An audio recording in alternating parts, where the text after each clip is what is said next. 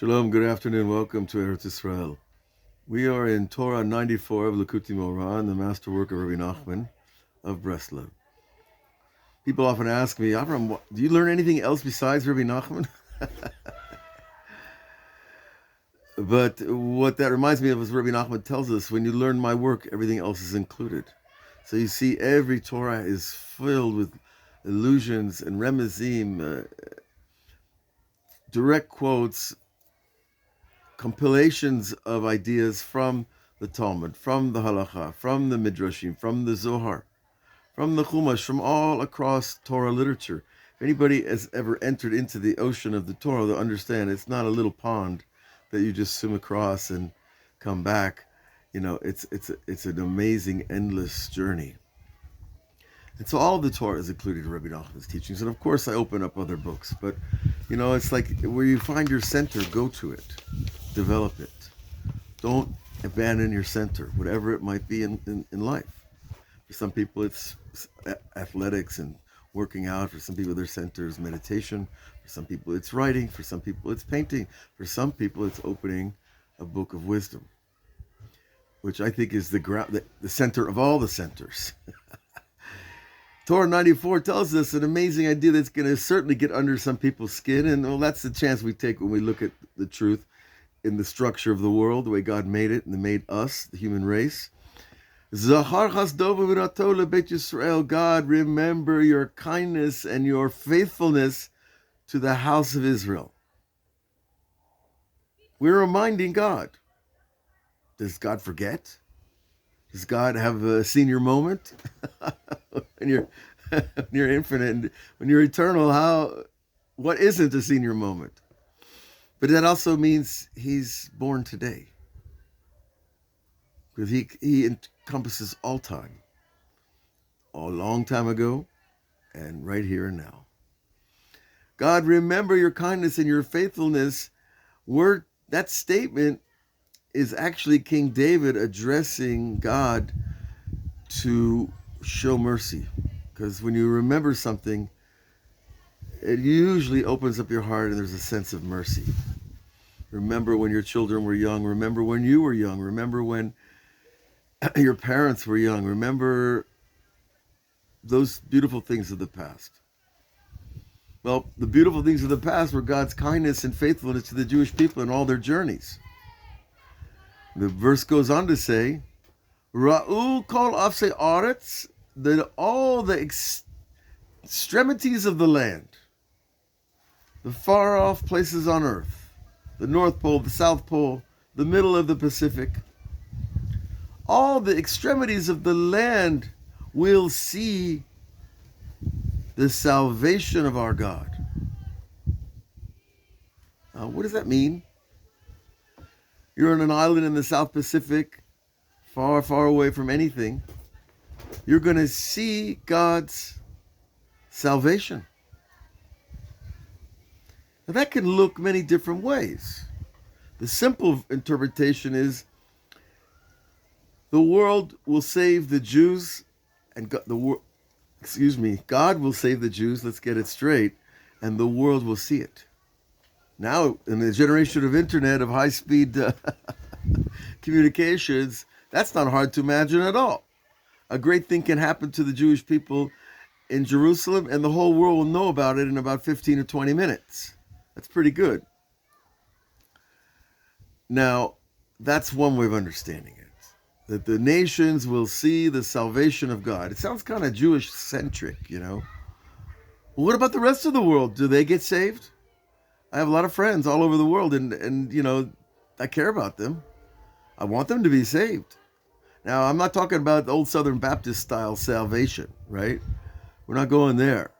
We're talking about being saved from evil, saved from oppression, saved from the thievery of the nations, or should I say the leaders of some nations. Salvation from that which attacks us within. But all the extremities of the land will see it. But there's another way to read it.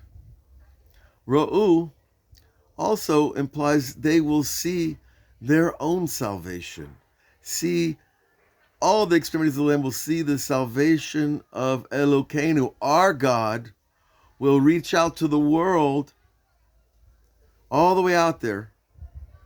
This camera's not big enough to save the extremities of the lands as well. That wherever people will have faith in God, true faith, deep faith, they will be connected and they will see the salvation. Now, how it comes, when and where, exactly, the timing, that's a matter that has to be worked out, of course, through providence, through nature, through the oppressors. Because generally what we see over and over in history is that the oppressors, the evil, destroys itself in miraculous ways, and then we emerge triumphant for God's victory. It's not a Jewish victory. It's a human victory over the fallen aspects of the human nature. So we saw in the Hanukkah story, where's the big salvation over here? They found a little bottle of oil that lasted 8 days. Now that's a symbol of something else, of God's standing by us in the darkness. However, there was a big salvation because a Jewish woman seduced a general of the Greek army, and then she did away with him in very clean fashion. The story of Yehudit. Yehudit brought Holofernes into her tent and fed him wine and cheese. It seemed a pretty innocent party, right? Until he got a little woozy, a little tired, and she put a peg into his head. Peg head, right? You don't walk away from that kind of wine and a cheese party. That was the salvation, because what happened? All the other officers and soldiers of the Greek army who were in Jerusalem at that time, they saw their leader taken down by a woman and they ran. They said, this fight is not our fight anymore. We're done with this. And they left.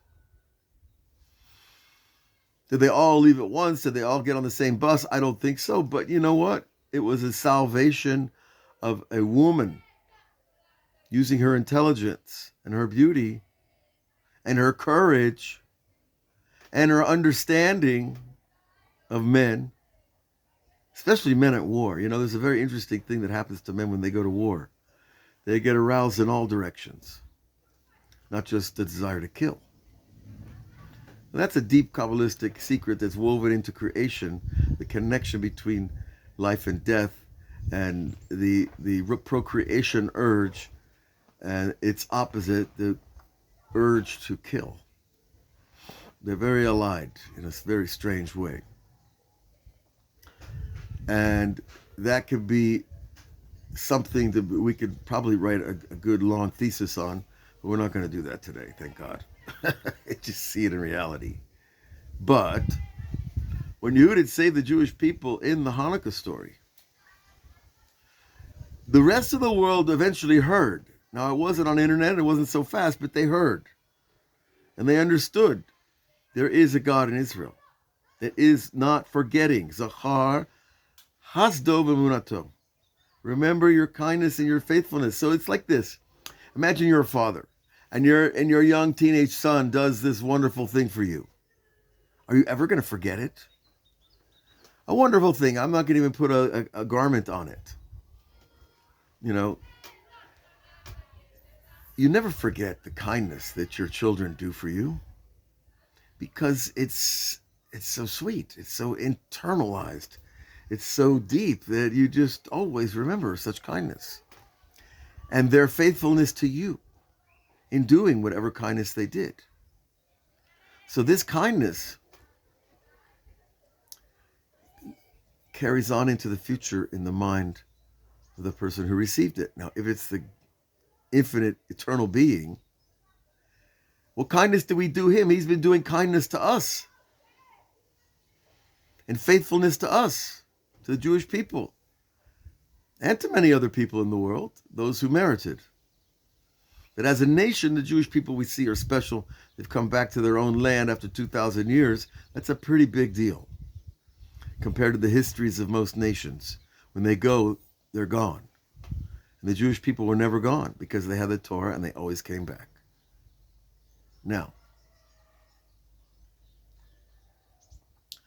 so just like a father will not forget the kindness of his children, so too God doesn't forget the kindness and the faithfulness that he showed us, and that our faithfulness to him, to keeping the Torah in all conditions, in all situations, under life and death threats.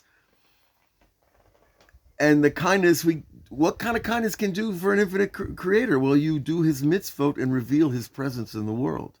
Why are these Jews keeping Shabbat? Why are these Jews doing circumcision? Why are these Jews not eating milk and meat? All the mitzvot are designed to sanctify us, but also to show the world there is reason and logic and powerful understanding connected to the roots of creation that cause us to want to do those mitzvot. And the nations see it, and hopefully they glean a little light. Like here in the hills. You know, it's a cloudy day, but the light is still coming through. So I like both interpretations, that we will see God's salvation for the Jewish people and the world. Now, Rabbi Nachman begins, so you see he picks up that theme. All the worlds and all the interconnected spiritual spaces and all the linkages of the higher and the lower, of the finite and the infinite, of the eternal and the ephemeral, all these linkages were done for the Jews too. Because the Jews were created to bring God into the world. So we see purpose produces purpose. Meaning produces meaning. A mission produces another mission and another mission all the way down the chain. From the beginning of creation, when God created man, until the end, the final finale, which will continue after the final finale. You know, Mashiach's not going to be the end of the story. In the Kabbalah, we're talking about tens of thousands of more years of human, let's call it supernatural development.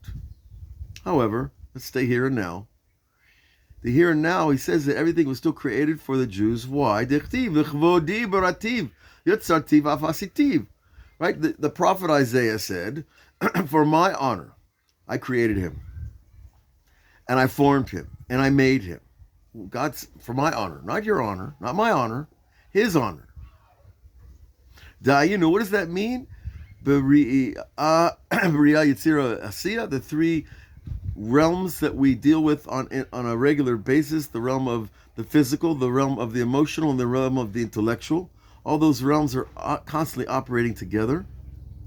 All of them were created for God's glory. In other words, you're a beautiful painter. My wife is a great painter. Well, she's creating a beautiful thing because she has an experience of beauty. And so too all artists, especially musicians, writers, etc., poets. They're creating for this glory that they experienced in the world. One way or the other, it comes back to the glory. Now, because you are the perceiver, you are the lens that receives the glory, then you experience it and you need to express it. And when that need to express is part of God's glory. So even human glory is part of God's glory. If we know what we're doing, if we know that it is not ours to own and it is not ours to cull and to acquire glory as a human being. I imagine some people feel glory that they created that helicopter behind us. Save lives, right? It's a glorious thing to save lives, especially in the name of Israel and in the name of the Jewish people, especially when they're at war being attacked on all sides at all levels of reality.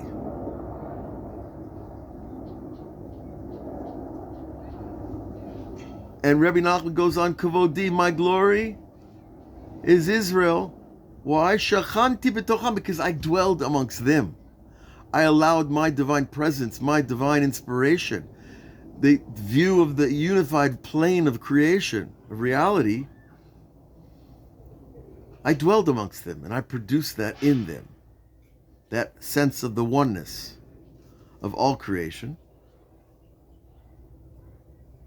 Shechanti b'tocham, I dwelled amongst them. The rabbis comment, the Mesechet Ta'anit, b'tocho lo ne'emar, not within him, rather b'tocham, in them.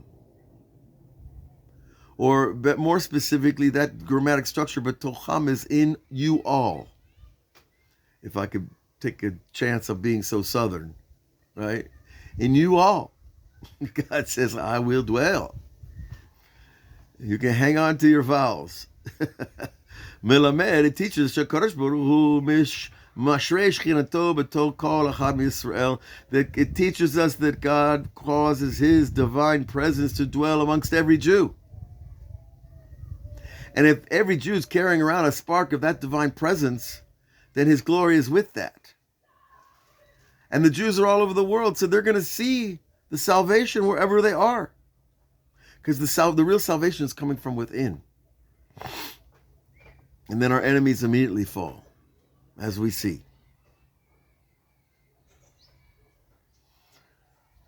Nimsa kol acham Yisrael nikra levush. Every Jew is called a garment of this spark of the divine. Levush nikra kavod. And the glory of a person is their clothes. If you dress in an honorable way, you receive glory for it. And if you dress in a not honorable way, well, you receive the opposite. As Rabbi Yochanan said, my garments are called my glory. He was a great rabbi from a long time ago, and he was actually a very handsome person, we're told, and he wore nice clothes. And he saw that his clothes were giving him the glory, not the fact that he had the whole Torah in his head. And he knew how to speak and how to live. However, his clothes brought him that glory. So the idea of the glory and the garment go together on the spark that illuminates and animates it, which is that divine spark.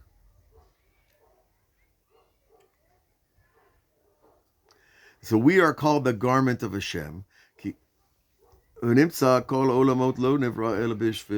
therefore, we go back to that idea that all the worlds were created for that, for the fact that we were going to be a garment of God. So you might take a lot of pride and glory in the fact that you were chosen to be God's glory, but you're still just a sock or a collar, a hat, a garment for the infinite eternal being, which is alive in us. And when we talk about that, you have to think deeply. Wait, if God's alive inside me, then what's my job? To let Him out. I'm asking for freedom. God's asking for freedom. You want to give the spark of your soul freedom? Give it freedom, understanding that it's part of the divine spark. And then the freedom takes a whole new quality. And you see the potential for universal glory. God willing, in our days, very soon, we will see it in all the extremities of the earth. Have a great week. We'll see you on all the outlets.